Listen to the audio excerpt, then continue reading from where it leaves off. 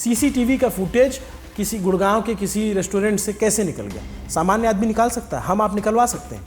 इसके पीछे कौन लोग हैं? जो लोग हैं उनके आंख में शर्म होनी चाहिए, उनके आंख में पानी होना चाहिए। किसी परिवार का इकलौता बेटा गया है, आप अपने सिस्टम को बचाने के लिए इतने निचले स्तर पर मत गिरिए। बिल्डर पे एफआईआर दर्ज होनी चाहिए, क्योंकि बिल्डर ने वो गड्ढा खन के रखा हुआ है और उसमें पानी भर के रखा है, तो बिल्डर की जिम्मेदारी है। लेकिन क्या उन अधिकारियों की जिम्मेदारी नहीं है? और औना पौना इधर उधर का पैसा बहुत कमाते हैं ये लोग। मैं आपको एकदम क्लियर स्पष्ट शब्दों में बता दूं, मैं नाम नहीं ले रहा हूं, लेकिन आप इनकी संपत्ति की जांच कराएंगे तो आपको बहुत पैसे ऐसे मिलेंगे जो इनकी जो मासिक तनख्वाह होती है उससे बहुत ज्यादा होती है। इस मामले में एक भी आदमी, एक भी अधिकारी पे मुकदमा क्यों नहीं दर्ज हुआ? लेकिन ज्यादातर केस में क्या होता है? ट्रांसफर इनकी सजा है। सजा क्या है कि इस शहर में गोड़ दिया है, अब दूसरे शहर में जाओ, वहां पे भी यही गुड़ गोबर करो। जब किसी अधिकारी को यह गुमान हो जाए कि उसके आने और जाने से मुद्दा बड़ा और छोटा होता है, तो आप समझ लीजिए कि गति क्या हो। युवराज हादसे में नहीं मरा, उसकी सिस्टमैटिक हत्या की गई, सिस्टम ने उसकी हत्या की, और अब उसके चरित्र की हत्या की जा रही है सीसीटीवी फुटेज लीक करके। कैसे, इस सब पे बात करेंगे, लेकिन उससे पहले एक चिट्ठी पर नजर डालिए। ये चिट्ठी भारतीय जनता पार्टी के विधायक तेजपाल नागर, जो दादरी से विधायक हैं, जिस इलाके में सेक्टर नोएडा 150 आता है, वहां के विधायक हैं, उन्होंने एक चिट्ठी मुख्यमंत्री को लिखी है और उस चिट्ठी में कहा है कि ये जो लापरवाही थी, ये प्रशासनिक लापरवाही थी। मैंने पहले भी चिट्ठी लिख करके कहा था, डिवाइडर ठीक होना चाहिए, लाइटिंग होनी चाहिए, इन तमाम गड्ढों में जो पानी भरा है वो हटना चाहिए, लेकिन अधिकारियों ने नहीं सुनी और अधिकारियों पर सख्त कार्रवाई होनी चाहिए। लेकिन सख्त कार्रवाई होगी क्या साहब? हमारा सवाल ये है। सख्त कार्रवाई के नाम पर अधिकारियों पर होता है सिर्फ ट्रांसफर, एक जगह से दूसरी जगह ट्रांसफर कर दो। इस केस में आप देखेंगे तो सब यही हुआ है, या तो सस्पेंड कर दो साल 6 महीने के लिए। साल भर तो बहुत ज़्यादा होता है, ये तो खिला पिला के जो है बहाली ले लेते हैं, क्योंकि तब तक मीडिया की नज़र भी हट जाती है, सब भूल भी जाते हैं। लेकिन ज़्यादातर केस में क्या होता है? ट्रांसफर इनकी सज़ा है। सज़ा क्या है कि इस शहर में गोड़ दिया है, अब दूसरे शहर में जाओ, वहाँ पर भी यही गुड़ गोबर करो। इन अधिकारियों पे कोई मुकदमे कभी नहीं दर्ज होते। इस मामले में दूसरी एफआईआर दर्ज हुई और दूसरी भी बिल्डर पे हुई। बिल्डर पे एफआईआर दर्ज होनी चाहिए, क्योंकि बिल्डर ने वो गड्ढा खन के रखा हुआ है और उसमें पानी भर के रखा है, तो बिल्डर की जिम्मेदारी है। लेकिन क्या उन अधिकारियों की जिम्मेदारी नहीं है जिनको जूनियर इंजीनियर हो या जीएम हो या तमाम उस इलाके के, जिनको लाखों रुपए तनख्वाह मिलती है और औना पौना इधर उधर का पैसा बहुत कमाते हैं ये लोग? मैं आपको एकदम क्लियर स्पष्ट शब्दों में बता दूं, मैं नाम नहीं ले रहा हूं, लेकिन आप इनकी संपत्ति की जांच कराएंगे तो आपको बहुत पैसे ऐसे मिलेंगे जो इनकी जो मासिक तनख्वाह होती है उससे बहुत ज़्यादा होती। उसके बाद इनके हिस्से क्या आता है? ट्रांसफर, या तो बहुत होगा तो 3 महीने के लिए, महीने भर के लिए सस्पेंड हो जाए। इस मामले में एक भी आदमी, एक भी अधिकारी पे मुकदमा क्यों नहीं दर्ज हुआ? जब इतना भयंकर नेग्लिजेंस का मामला है, क्या उत्तर प्रदेश की सरकार, क्या उत्तर प्रदेश के मुख्यमंत्री को ये एक नज़ीर नहीं पेश करनी चाहिए? पूरे देश को एक दिशा देनी चाहिए कि अगर इस तरीके से सिस्टम के द्वारा किसी की हत्या की जाएगी, अगर कोई इस तरीके से मारा जाएगा, तो जो अधिकारी उस इलाके के हैं उन पर मुकदमा दर्ज होगा, उन पर ट्रायल चलाया जाए, कोर्ट में ट्रायल चलाया जाए, उनसे पूछा जाए कि तुमने अपना काम ईमानदारी से क्यों नहीं किया था, तुम्हारा काम था इसको ठीक करके रखना, तुमने ठीक करके क्यों नहीं रखा था? लेकिन इनके हिस्से क्या आता है? ट्रांसफर। विधायक चिट्ठी लिखे, सांसद चिट्ठी लिखे, लेकिन अधिकारियों के हिस्से आएगा सिर्फ ट्रांसफर। और उसके बाद जब इतनी फजीयत हो गई इस प्रशासन की, नोएडा प्रशासन की, सीईओ को हटा दिया गया। डीएम पर तो अभी भी कोई बात करने को तैयार नहीं है। देखिए, हमने डीएम पे सवाल उठाया जो मेधा रूपम है। डीएम किसकी पुत्री है इससे ये मैटर नहीं करता, मैटर ये करता है कि उन्होंने अपना काम ठीक से नहीं किया। तो फिर सवाल उठता है कि क्या ऊपर से कोई है जो उनको बचा रहा है, क्योंकि सीईओ पर, उनसे सीनियर आईएएस ऑफिसर पे गाज गिर गई, तो उन पे सवाल क्यों नहीं उठ रहे हैं? और एक बात बताऊं, इस पूरे मसले में जो जानकारी आ रही है, एसआईटी गठित हो चुकी है, और एसआईटी जब बैठी, एसआईटी के तमाम सीनियर अधिकारी बैठे, तो कईयों ने माथे पर हाथ रख लिया। किसी ने पूछा कि मैडम आप मौके पे गई थी एक बड़े अधिकारी से, तो उन्होंने कहा कि हम नहीं गए, हमको लगा, सूत्र हमारे ये बता रहे हैं कि हमको ये लगा कि हम जाएंगे तो मसला बड़ा हो जाएगा। जब किसी अधिकारी को ये गुमान हो जाए कि उसके आने और जाने से मुद्दा बड़ा और छोटा होता है, तो आप समझ लीजिए कि गति क्या होगी। और ये बात लखनऊ में बैठे अधिकारियों को शायद ही पता हो, या जानते हो तो आंख मूंद रखी हो, जो लखनऊ के सिपे सलार हैं वो भी जान ले। कमिश्नरेट के इतने आपसी टसल हैं कि डीएम को लगता है हमें सूचित नहीं किया गया, कमिश्नर हम पे हावी हैं या कमिश्नर सीनियर है।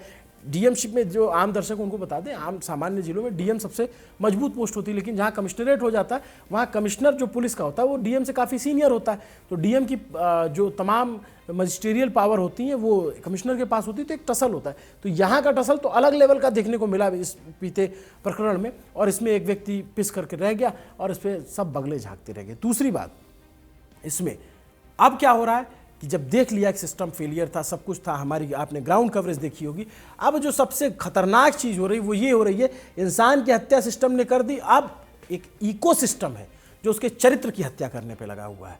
वो वीडियो निकाल रहे हैं कि वो बार में बैठे थे, वो पार्टी कर रहे थे, कोई व्यक्ति गुड़गांव में पार्टी कर रहा है, गुड़गांव में आप ये साबित करने की कोशिश में वो इकोसिस्टम लगा है कि वो नशे में थे। नशे में अगर कोई व्यक्ति था तो क्या उसे मर जाना चाहिए? और अगर मैं इस नशे पे नहीं जाता हूँ, लेकिन अगर कोई व्यक्ति गुड़गांव से नोएडा तक गाड़ी चला के ला रहा है और 500 मीटर पहले मर जा रहा है, ये जो इकोसिस्टम दिखाना चाहता है, बताना चाहता है किसी मृतक आत्मा की, जो इकलौता बेटा था अपने पिता का, जो अपने पिता के सामने उसकी जान चली गई, वो चिल्लाता रह गया। उसके पिता कह रहे थे कि एक दूसरी गाड़ी मंगा ली है। ये वीडियो आपने देखा है? इस वीडियो में आप देखिए, टॉर्च जलती दिख रही होगी आपको अंदर गाड़ी की, और इधर जो है क्रेनें लगी हुई हैं, लेकिन कोई उतरा नहीं पानी में कि जा करके उसको बचा सके। ये स्थिति है। और अब ये बताने की कोशिश की जा रही है कि वो नशे में थे। अगर वो नशे में था तो जिसने सड़क बनाई थी, जिसने डिवाइडर नहीं लगाया था, क्या वो नशे में नहीं था? जिसने वो गड्ढा खोदा था, क्या वो नशे में नहीं था? जहां वो पानी भरने दिया गया उस सिस्टम में, उस इंजीनियर वो नशे में नहीं था? वो बिल्डर नशे में नहीं था? फिर तो सारा सिस्टम ही नशे में था। और अब एक व्यक्ति के चरित्र को इस तरीके से डिमोलिश करने की कोशिश की जा रही है। वो मर गया है, आप अपनी लीपापोती जो समेट नहीं पा रहे हैं, तो इस तरीके से वीडियो, सीसीटीवी का फुटेज किसी गुड़गांव के किसी रेस्टोरेंट से कैसे निकल गया? सामान्य आदमी निकाल सकता है, हम आप निकलवा सकते हैं। इसके पीछे कौन लोग हैं? जो लोग हैं उनके आंख में शर्म होनी चाहिए, उनके आंख में पानी होना चाहिए। किसी परिवार का इकलौता बेटा गया है, आप अपने सिस्टम को बचाने के लिए इतने निचले स्तर पर मत गिरिए। ये हमारा मात्र एक पत्रकार होने के नाते, एक आम इंसान होने के नाते हम आपसे आग्रह करते हैं। और दूसरी बात ये भी कि मेरे पास कई सारे फ़ोन आए इसके बाद, उनके कुछ दोस्तों का, जो मृतक युवराज हैं उनके एक दोस्त का फ़ोन आया। उन्होंने कहा कि सर आप जो है इसको दिखा रहे हैं और इसको मजबूती से मुद्दा उठाते रहिए। हमने कहा बिल्कुल उठाएंगे। आप लोग इस पर कुछ बोलना चाहोगे अपने दोस्त के लिए, अपने साथी के लिए? तो पता है उन्होंने क्या कहा? उन्होंने कहा कि सर हम कैमरे पे नहीं बोल सकते। इस देश की समस्या यही कि हर आदमी को चाहिए कि भगत सिंह दूसरे के घर में पैदा हो। अपने दोस्त के लिए अगर आप लोग आवाज़ नहीं उठा पा रहे हैं जो मर गया है, तो जो जिंदा है, जिनके साथ आप लोग बैठते उठते हो, उनके लिए क्या आवाज़ उठाओगे यार? आप लोगों में तो कम से कम इतना गट्स होना चाहिए। इसमें क्या लगता है पुलिस मुकदमा कर देगी? अपने दोस्त के लिए बात करने में पुलिस मुकदमा कर देगी? क्या हो जाएगा? नौकरी चली जाएगी? मतलब किस कदर की कायरता लोगों के अंदर भर गई है, ये सोचने वाली बात है। सिस्टम पे हम सवाल उठाते हैं, लेकिन जब समाज ही सड़ चुका है, जिसका दोस्त मर गया और उसके दोस्त कह रहे हैं कि हम कैमरे पे बात नहीं कर सकते सर, ये स्थिति है, ये सच्चाई आप लोग को बता रहा हूं। और आप सोचिए कि हम लोग सोचते हैं कि इसके लिए आवाज़ उठाना है, इसकी आवाज़ बनना है, उसकी आवाज़ उसके अपने नहीं बन रहे हैं, तो हम लोग कितना सवाल उठाएंगे? कहाँ तक लगेंगे? 4 दिन, 5 दिन, 6 दिन, उसके बाद जनता भी बोर हो जाएगी। उसको भी नहीं चाहिए कि कोई भाई एक ही टॉपिक दिखा रहे हैं ये बार बार। और जब उसके अपने लोग ही नहीं साथ खड़े हो रहे हैं, वो कह रहे हैं कि सर हम कैमरे पे नहीं बोल सकते, लेकिन उसके चरित्र का हनन किया जा रहा है। अरे तो भाई आप बोलो ना, हमने तो अपनी तरफ से बोल दिया। आपकी क्या जिम्मेदारी बनती है? आपकी कोई जिम्मेदारी नहीं बनती है, हमारी सारी जिम्मेदारी बनती है। यही होता है ना कि झुकते वही हैं जिनमें जान होती है, अकड़ तो मुर्दों की पहचान होती है। तो ये जो अकड़ आ गई है लोगों में कि हम नहीं बोलेंगे, हमारा तो जो है ठीक है कैंडल मार्च में चले जाएंगे, इस सोच को बदलना होगा।